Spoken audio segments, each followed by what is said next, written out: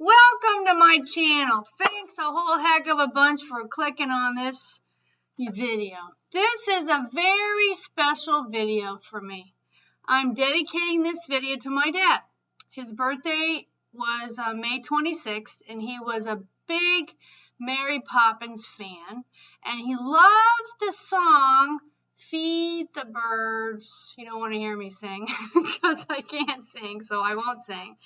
Of course, we can't sing as good as Julie Andrews did, right?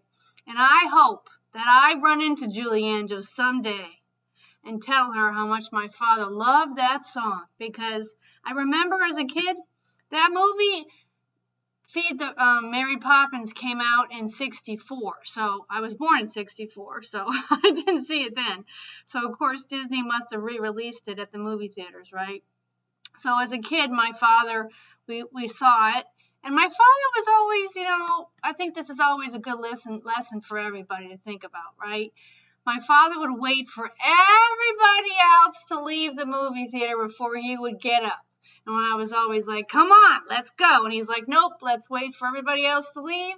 And same with drive-in movies. He'd wait for everybody else to leave the drive-in, which drove me nuts. But it was a good thing, waiting for everybody else, and there's no stress, right? So then he always got places early. Sometimes he dropped me off at the airport, sometimes 2 hours early. So this video is dedicated to all the good fathers out there.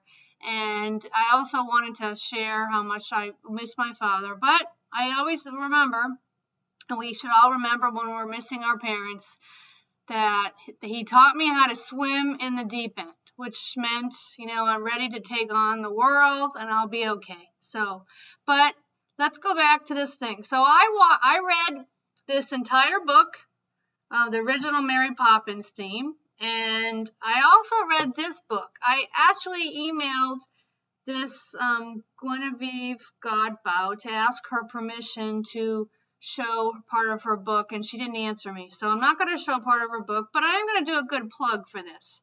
It was a very good, cute book, and she shows some different stuff in this book that are not in the movie. So I compared the movie and the book and this to show you guys. And then what I also did was I watched this movie, Saving Mr. Banks, which is a very good movie, right? You can't go wrong with Tom Hanks' movie, right? And of course, Emma Thompson was fantastic, so playing her. So this was a very, very good movie. So if you haven't seen this movie, I would highly recommend going and seeing this movie. So this is the differences between the book and the movie. The Mary Poppins movie with Julie Andrews. I did watch the movie, The Mary Poppins Returns with Emily Blunt, and that's a fantastic movie. You can't go wrong with that movie as well either. So I would highly recommend you seeing that movie. But I'm not going to read the differences on here, but I copied this from the original book into my journal here. I am going to do some videos on how I consciously remember my life. And that's what you should be doing. I can't help but thinking, so I started this channel to promote my graphic memoir, Mom Remembers Me. And we spent so much time doing like crossword puzzles. I don't know about you, but I've never liked crossword puzzles. I feel like they ask you the question. If you don't know it, then you're SOL. You just don't know it, right? So I think doing other things, why don't we make a conscious effort of remembering our life and make that your brain game? And I'm going to start some videos on what all the things that I do to consciously remember my life. But writing down notes of almost all books that I read and listen to, and everything I learned from them, I put in my key learnings, which you guys will see with this video. But so you guys can pause right here if you wanted to read the differences between the book and the Mary Poppins movie with Julie Andrews. It's an excellent one. So I just copied this. And what I also wanted to show before I move on to my bullet journal is this is in the original book, the picture of the woman tuppence a bag. It's a good reminder of helping, right? Always help. So let me show you now my bullet journal theme, Mary Poppins. Excuse me there. Let's make sure it's in there, right? So I took scenes from the internet, from the movie, and put them into my book. And some of these I like, and some of these I don't like, but I'm still going to share them because we learn from our mistakes, and sometimes you guys might like it. It'll give you an idea to get even better. So I started off painting with acrylic paint on this. I didn't film myself painting all my pages. I just don't find it comfortable to do that. I might do that in the future. So I just took a picture of my father, which is we happen to be traveling, and he just took this and just stuck it in here, which is kind of like Dick Van Dyke in the movie because it's animated, right? And he's just, if you watch I always watch the extras for every movie I watch. I learn so much from just watching the extras. So, of course, they're doing a green screen. They don't even see everything when they're doing it. So he was just dancing with himself. And my father used to have this cute way of walking like a penguin growing up. And I always now, so many questions I wish you asked your parents before they died. I wish they asked them what gave them the idea. And now doing this theme, I think he got the idea from this. But so I put my father, I did the base with acrylic paint, and then I started using markers and a lot of different kind of markers. I have the Tombos and Oh-Hoo-Hoos. This is an extra page here, see? So I put in there so it's okay to use Oh-Hoo-Hoos that bleed through. I really prefer markers to actual paintbrush.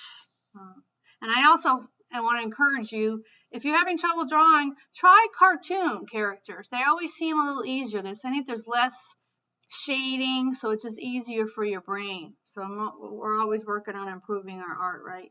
So this is May, and like I said, my father's birthday is the 26th.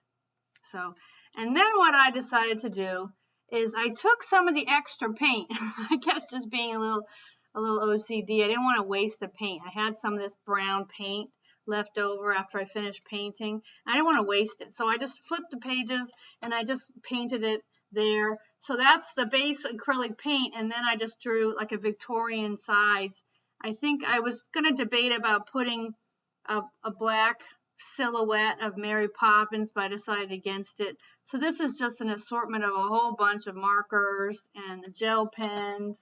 The gel pens worked really, really well to put on there. So the colors, sometimes I look at it and I like it, and sometimes I don't. So let me know what you think, and how would you do it, and how would you improve on it.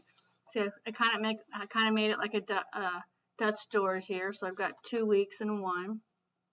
So came out okay. Parts of it I like. And then I decided to take some of the scenes from the movie, and these two pictures were on the internet. So this is the carousel ponies, which is not in the original book. So I think I did it pretty well with Julie Andrews in the picture, copying her. But the other ones, and it's such a fuzzy picture from the internet too, as well. So I'm not going to be able to draw Dick Van Dyke's face as well as the two children. And that the actor that played the boy, he died in his 20s from hepatitis, I think. So in the movie, he's not talking at all. He's not in the extras, right? So then this is another scene from the movie, and this one came out good. I actually like this. I started off with the background with Tombow colors because I didn't want it to bleed through, and I drew the character. So if you remember, this is right before Julie Andrews starts singing Supercalifragilisticexpialidocious. These are all the characters that were in there that she was pretending to talk to and stuff. So this one came out good. Another Dutch door. So I've got 2 in there. Came out pretty good. And what I thought was really fun is I was listening to lots of Love Boat episodes, which I used to watch with my father growing up, right? Love Boat and Fantasy Island. Those are good shows if you want feel-good shows. And actually, they had a lot of really good messages in those shows. They seem kind of corny, but they're really good, right? So I keep an energy tracker. I think you should watch how if you're tired, the food. Because I've done this in some other videos, so I keep track of what I drink, what the weather is, what my energy felt like that day, and figure out why it was. I have a C that's for creativity when I have some bright ideas. So, and sometimes even THZs at times, and then some notes about the day. And I decided to write the lyrics to Feed the Birds on the bottom. So you guys could pause here if you want to sing. I won't sing for you because you don't want to hear me sing. my mother was a great singer, but I really think too that singing is all your ears, because this famous opera singer, Mario Blanza, I think, when he became deaf, he couldn't sing anymore. So singing is really your ears. So if you train your ears, so what's just my thoughts on the brain and stuff. So then I have a cardio tracker, and I just kind of copied the ruler, or Mary Poppins, practically perfect in every way, cardio tracker. It is so crazy how I used these Tombos. No, I try to use the markers that don't run. So then you wait a long time, and you still, no matter how long you wait, and these are water soluble. I didn't use these. I used, oh, I know, that's what I want to show. I used these, which we're always learning. I used everybody loves these, right? These Pigma Micron things. But I used the large one, the graphic one, to make sure that when I put the Tombos, the colored markers on top of it, it wouldn't run. And I waited, and it still ran. Maybe it's this paper. And by the way, I like these. I've grown to kind of like these better than the other Archer and Olive and other ones. You can actually add more pages. It doesn't matter how thick it is, right? And same thing here. When I did the colors, they kind of ran a little bit, and then I put a silhouette of Mary Poppins. But it came out okay. This is my cardio tracker. I walk. I teach lots of aerobics classes, all different kind of stuff for the past 35 years.